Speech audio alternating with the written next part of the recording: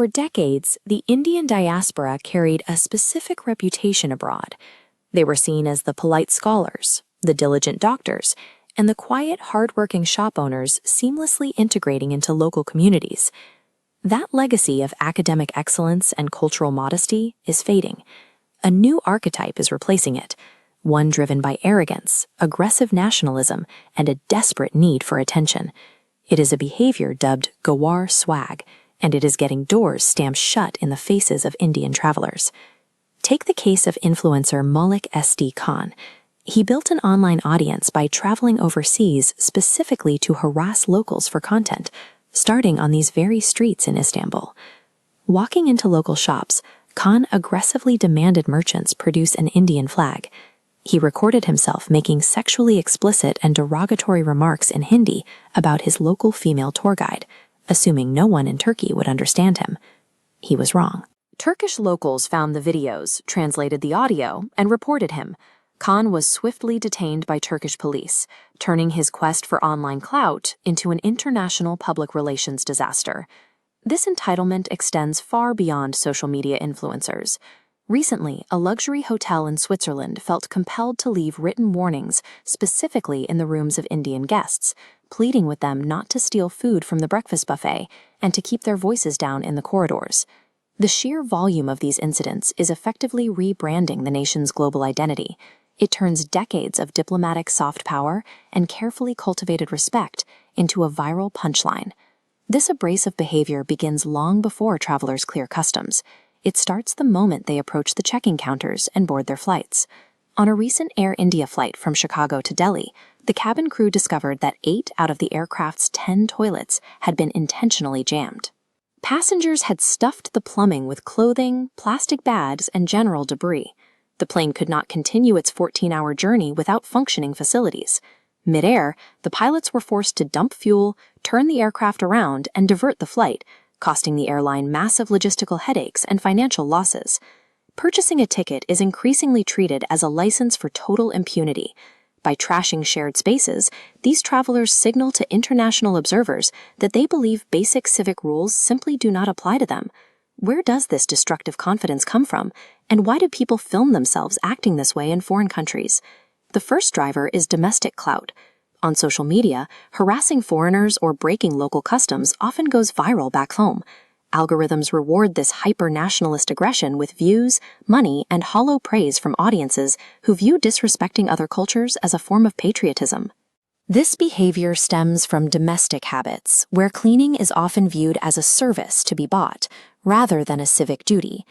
In homes where children are discouraged from picking up a broom or maintaining their own spaces to preserve social status, the concept of personal responsibility for public waste never takes root.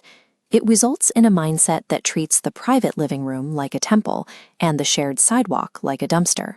When this sense of status crosses borders, it meets a world that expects every individual to maintain public spaces, regardless of their social standing. What the world sees as bad tourist behavior is actually just India's domestic VIP culture and status entitlement. It is a domestic lack of civic sense exported and broadcast on a global stage. Annoying tourists damage a country's reputation, but systemic immigration fraud forces foreign governments to retaliate. The focus is shifting toward long-term applicants who actively try to game the system. In 2023, the Canadian government launched a massive crackdown after discovering a sprawling network of fraud. Over 10,500 study permit applications linked to Indian nationals were exposed for using fake college acceptance letters to cross the border. This chart illustrates the severity of the host country's response. By comparing student visa data from August 2023 to August 2024, we see a drastic shift in policy. In 2023, the rejection rate for Indian student visas was already high at 32%. Following the fraud revelations, that number skyrocketed, with Canada rejecting a staggering 74% of all Indian student visa applications by August 2024. A subset of scammers relied on a fake-it-till-you-make-it mindset to secure entry. In doing so, they actively destroyed the legal pathways and future dreams of thousands of legitimate, hardworking Indian students. Host countries are no longer issuing polite warnings. Across the West, right-wing political factions are actively taking these viral videos of bad behavior and weaponizing them against the entire diaspora.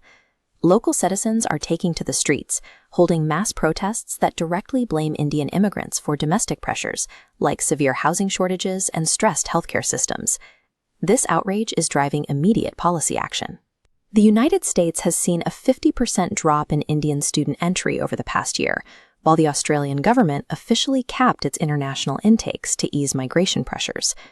By treating host nations with contempt to project dominance abroad, these abrasive travelers have handed Western xenophobes the exact propaganda they need to justify slamming their borders shut. Bureaucratic hurdles are now giving way to physical danger. The climate of resentment has translated into a measurable rise in violent, racially motivated hate crimes. Legitimate, hardworking immigrants are now caught in the crossfire, marching in the streets to separate themselves from the stigma just to maintain their livelihoods. Over the last 5 years, authorities have recorded more than 100 physical attacks on Indian students abroad, fueled by a staggering 91% spike in online anti-immigrant hate in the past year alone. In Canada, Arshdeep Singh Sagu was beaten to death after confronting a man urinating on his vehicle. In Dallas, Chandrasekhar Pillai, a data analytics student, was shot and killed while working a shift at a gas station. The Gawaar Swag of a few aggressive tourists and fraudsters has become a heavy tax on the entire nation. It dismantles decades of carefully built trust, directly threatening the lives and futures of millions of innocent global citizens.